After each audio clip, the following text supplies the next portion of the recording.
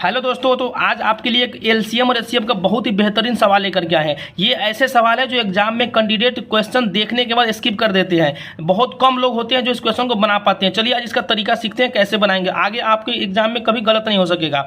इसमें क्वेश्चन कहता है कि दो संख्याओं का गुणनफल दिया हुआ है और उनका एचसीएफ दिया हुआ है। तो ऐसे इसमें कह रहा कि ऐसे संख्या युग्मों की संभावित संख्या क्या हो सकती है, मतलब युग्मों की संख्या ज्ञात करनी होती है। सबसे पहले आपको पता है कि पहली संख्या गुने दूसरी संख्या लॉसा गुने मौसा है ना। तो यहाँ से हमको सिर्फ एचसीएफ दिया हुआ है, एलसीएम के बारे में कुछ पता नहीं है। तो यानी हम तो जानते हैं कि एचसीएफ के साथ पहली संख्या और एचसीएफ के साथ दूसरी संख्या, वही दो संख्या गुणनफल देता है। तो 18 ए पहली संख्या मान रहे हैं ए और बी दूसरी संख्या बी मान ले रहे हैं ना। तो 18a Guna 18b equal to इतना मान हम क्वेश्चन के अकॉर्डिंग ले लेंगे।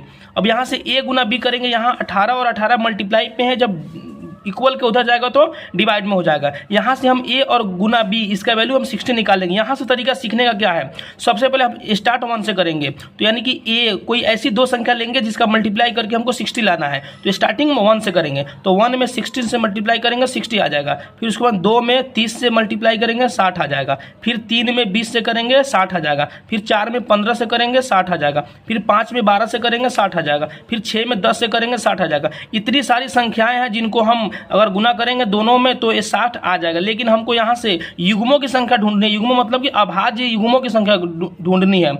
तो ढूंढेंगे कैसे, ये पता लगाना में।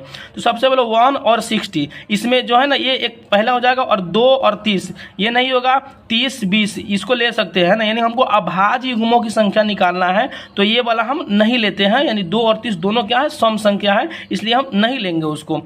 फिर 3 20 हो जाएगा, 4 15 मल्टीप्लाई ये भी हो जाएगा, और 5 12 इसका मल्टीप्लाई ये भी हो जाएगा। 6 10 नहीं होगा, क्यों नहीं होगा, क्योंकि दोनों सम संख्या, हमको अभाज्य युग्मों की संख्या निकालना है। तो यहाँ से हमको कितना निकल के आता है, 1 2 3 4, यानी इस क्वेश्चन का आंसर कितना होगा, 4 युग्मों की संख्या होगी।